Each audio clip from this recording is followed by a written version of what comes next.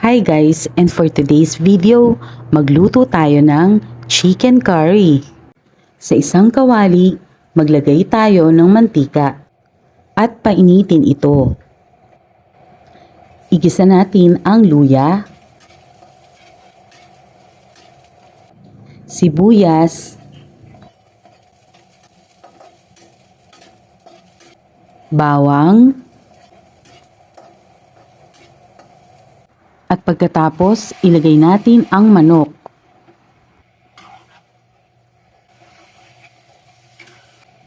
Ngayon, ilagay na natin ang chicken curry. 2 kutsara lang ito ng chicken curry na tinunaw ko sa tubig. Lagyan na din natin ito ng patis. Takpan at pakuluan natin ito ng 15 minutes. Pagkatapos ng 15 minutes, ilagay natin ang patatas.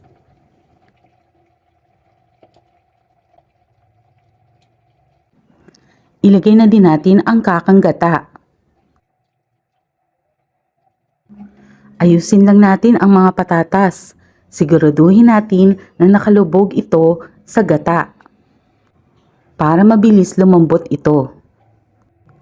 Takpan at pakuluan muli natin ito ng 10 minutes o hanggang sa lumambot ang patatas.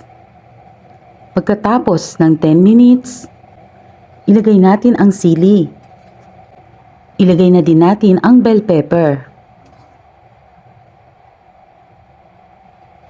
Timplahan na din natin ito ng asin.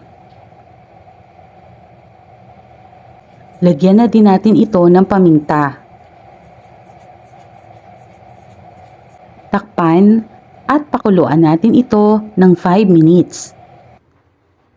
Pagkatapos ng 5 minutes, meron ka ng masarap na chicken curry. Tara, kain po tayo!